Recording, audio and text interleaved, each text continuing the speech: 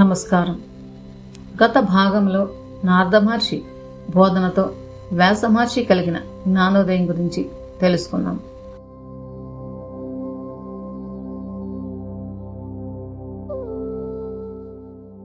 భగవంతుని లీలలను కీర్తిస్తేనే ఆత్మకు శాంతి కలుగుతుందని గ్రహించిన వ్యాసుడు సరస్వతీ నదీ తీరంలో సమాధి స్థితిలోకి వెళ్ళారు.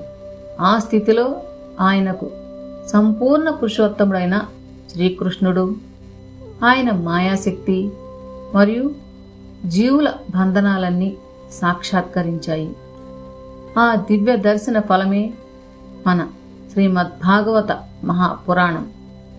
వ్యాస మహర్షి ఈ పరమ పవిత్ర గ్రంథాన్ని రచించిన తర్వాత దీన్ని ఎవరికి బోధించాలి, ఈ దివ్య జ్ఞానాన్ని లోకానికి పంచగల సమర్థుడు ఎవరు అని ఆలోచిస్తున్నప్పుడు ఆయనకు తన కుమారుడైన శుక మహర్షి గుర్తుకు వచ్చారు.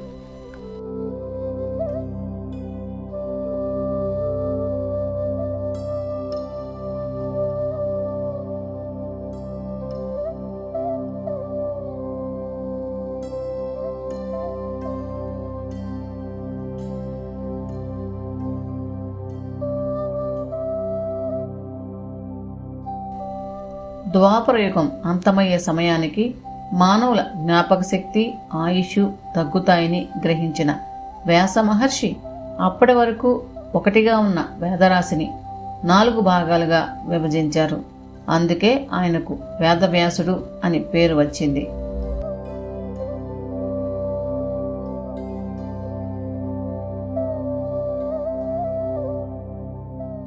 సామాన్య ప్రజలకు కూడా ధర్మం అర్థం కావాలనే ఉద్దేశంతో ఆయన 1,00,000 శ్లోకాలతో మహాభారతాన్ని రచించారు.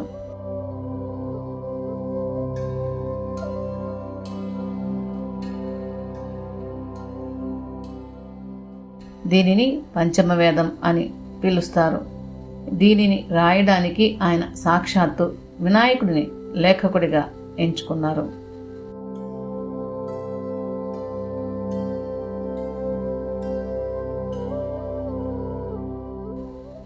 ఇన్ని గ్రంథాలు రాసిన వ్యాస మహర్షికి మనశ్శాంతి కలుగలేదు.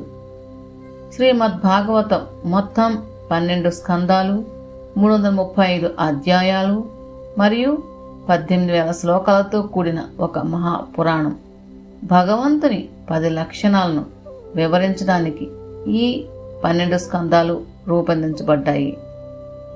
అప్పుడు నారద మహర్షి సూచన మేరకు శ్రీకృష్ణుడి లీలలు మరియు భక్తి ప్రాధాన్యతను వివరిస్తూ శ్రీమద్భాగవతాన్ని రచించారు. ఆ తర్వాతే ఆయనకు పరిపూర్ణమైన శాంతి లభించింది.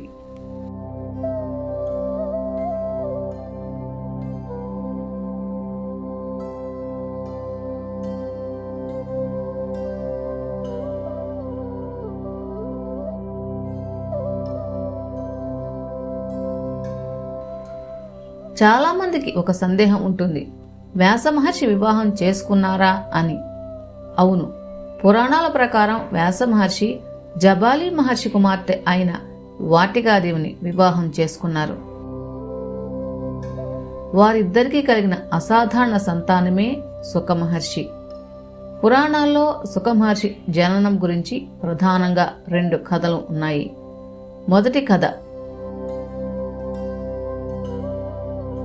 వ్యాస మహర్షి అగ్నిని మధించుచుండగా అక్కడ ఒక అప్సరస ఘృతాచి చిలుక రూపంలో ప్రత్యక్షమైంది. ఆమెను చూచి వ్యాస మహర్షి పరవశించగా ఆ అగ్నిహోత్రం నుండి శుక మహర్షి జన్మించారు. ఇక్కడ చిలుక రూపంలో ఉన్న అప్సరస ఆయన జననానికి కారణం. శుక అంటే చిలుక అని అర్థం. రెండవ కథ, వ్యాస మహర్షి భార్య పేరు వాటికాదేవి. ఆమె గర్భం దాల్చినప్పుడు ఆమె గర్భంలోని శిశువు 12 ఏళ్ల పాటు బయటకు రాకుండా వేదం చదువుతూ ఉన్నాడని, ఆ సమయంలో ఆయన స్వరం చిలుక పలుకుల వలె మధురంగా ఉండడం వల్ల ఆయనకు శుకుడు అని పేరు వచ్చిందని చెబుతారు.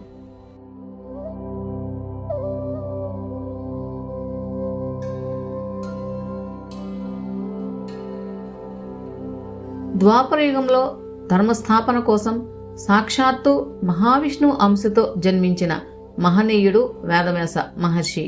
వేదాలను విభజించి అష్టాదశ పురాణాలను రచించిన పరమజ్ఞాని వేదవ్యాస మహర్షికి ఒక అద్భుతమైన సంకల్పం కలిగింది.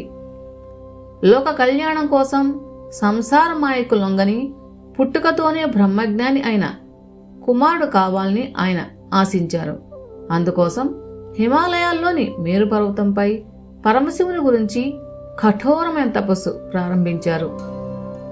వందల సంవత్సరాల పాటు ఆహార పానీయాలు మాని గాలిని మాత్రమే భక్షిస్తూ సాగిన ఆ తపస్సుకు ముల్లోకాలు కంపించాయి. వ్యాసుడి నిశ్చల భక్తికి మెచ్చి భోళాశంకరుడు ప్రత్యక్షమై, వ్యాస, నీ కోరిక నెరవేరుతుంది. సాక్షాత్తు నా అంశతో పంచభూతాలకు లొంగని తేజస్సుతో మాయను జయించిన మహాజ్ఞాని నీకు కుమారుడిగా జన్మిస్తాడు అని వరం ఇచ్చారు. ఆ శివానుగ్రహంతోనే సుఖమహర్షి ఆవిర్భావానికి పునాది పడింది.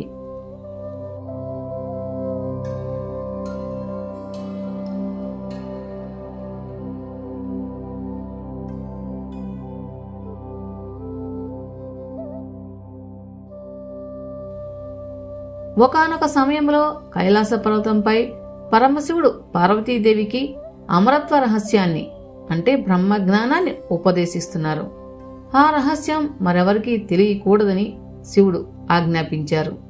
కాని అక్కడ ఒక చెట్టుపై ఉన్న చిన్న చిలుక ఆ మాటలన్నీ వినేసింది. ఉపదేశం వింటూ పార్వతీదేవి నిద్రపోయినా ఆ చిలుక మాత్రం కొడుతూ జ్ఞానాన్ని మొత్తం గ్రహించింది. ఇది గమనించిన శివుడు ఆగ్రహంతో తన త్రిశూలాన్ని ప్రయోగించగా ఆ చిలుక ప్రాణరక్షణ కోసం వేదవ్యాస మహర్షి ఆశ్రమానికి చేరుకుంది.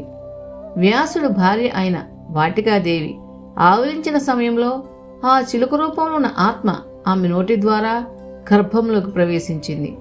సాక్షాత్తు పరమశివుడి నోటి నుండి వచ్చిన బ్రహ్మజ్ఞానాన్ని వినడం వల్ల ఆ శిశువు గర్భంలోనే సర్వజ్ఞానిగా మారిపోయాడు.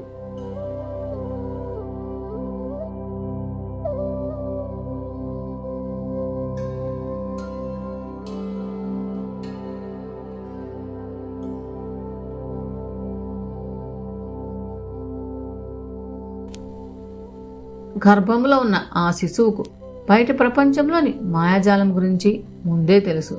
బయటకు వస్తే సంసార బంధాలు తనను ఆవహిస్తాయని భావించి ఆయన 12 సంవత్సరాల పాటు తల్లి గర్భంలోనే ఉండిపోయారు. సాధారణంగా 9 నెలలకే పుట్టే శిశువు 12 ఏళ్లు గడిచినా రాకపోవడంతో వ్యాస మహర్షి ఆందోళన చెందారు. వ్యాసుడు ఎంత బ్రతిమాలినా లోకంలోని మాయ నన్ను స్పృశించనని చెబితేనే బయటకు వస్తాను అని గర్భం నుండే బదులిచ్చారు. చివరకు ద్వాపరయుగ పురుషుడు శ్రీకృష్ణ పరమాత్మ స్వయంగా వచ్చి, సుఖ, నీవు పుట్టుకతోనే ముక్తుడవు, నీపై ఈ మాయా ప్రభావం ఏమాత్రం ఉండదు అని అభయమిచ్చారు. ఆ పరమాత్ముని మాటపై నమ్మకంతో సుఖ మహర్షి అత్యంత తేజవంతుడైన బాలుడిగా భూమిపై జన్మించారు. ఆయన పుట్టగానే అగ్నిలాంటి కాంతితో వెలిగిపోయారు.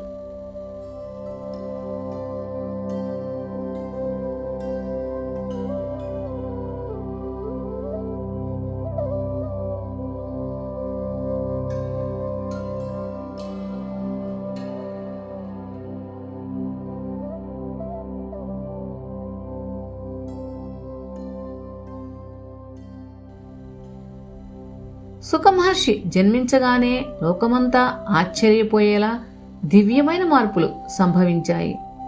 ఆయన పుట్టిన వెంటనే వేదాలను స్పష్టంగా పఠించడం చూసి దేవతలు మురిసిపోయారు. దేవేంద్రుడు స్వయంగా స్వర్గము నుండి దిగివచ్చి దివ్యమైన కృష్ణజనాన్ని ఉపనయన వస్త్రంగా సమర్పించారు. బృహస్పతి స్వయంగా వచ్చి ఆయనకు గాయత్రి మంత్రాన్ని ఉపదేశించారు. సాక్షాత్తు గాయత్రీమాతే అక్కడ ఆవిర్భవించి శుకుడిని ఆశీర్వదించింది. ఆకాశం నుండి పుష్పవృష్టి కురియగా వ్యాస మహర్షి తన కుమారుడికి ఉపనయనం చేశారు. సాధారణ బాలురకు 5 ఏళ్లకు జరిగే ఈ సంస్కారం శుకుడికి పుట్టిన వెంటనే జరిగింది. ఆ బాలుడి కళ్లల్లో కనిపించే జ్ఞాన జ్యోతిని చూసి అక్కడ ఉన్న మునులందరూ ఆయన పాదాలకు నమస్కరించారు. ఆయన కేవలం వ్యాసుడి కుమారుడు మాత్రమే కాదు, లోక గురువు అని అందరూ గ్రహించారు.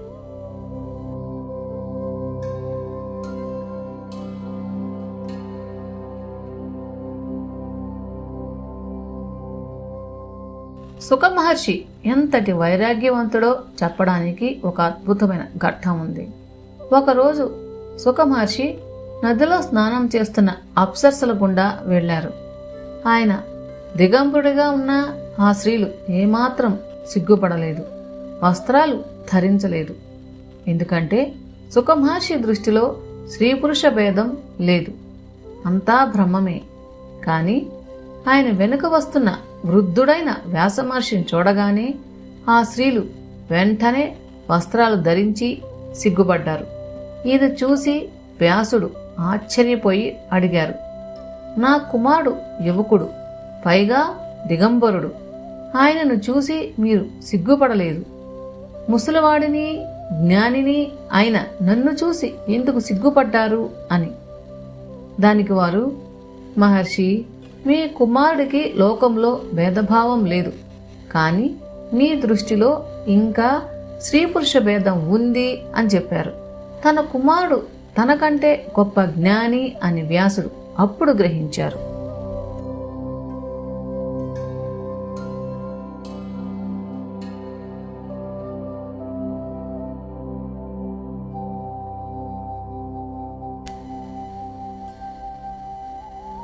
శుక మహర్షికి ఈ లౌకిక ప్రపంచంపై విరక్తి కలిగింది.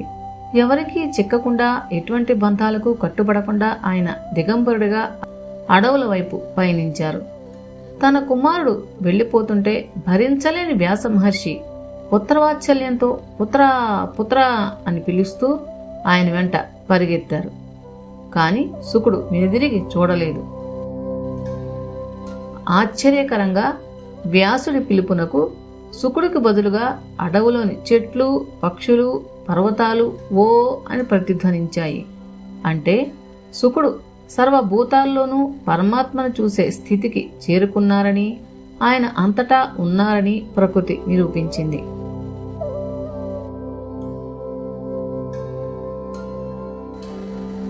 శుక మహర్షి నేర్చుకున్న ఈ భాగవతం పరీక్షిత్ మహారాజు దగ్గరకు ఎలా చేరింది, అశ్వత్థామ వేసిన బ్రహ్మాస్త్రం నుండి పరీక్షిత్ గర్భంలో ఎలా రక్షించబడ్డాడు, ఈ ఉత్కంఠభరితమైన విషయాలను మనం తర్వాత భాగంలో తెలుసుకుందాం. ధన్యవాదాలు.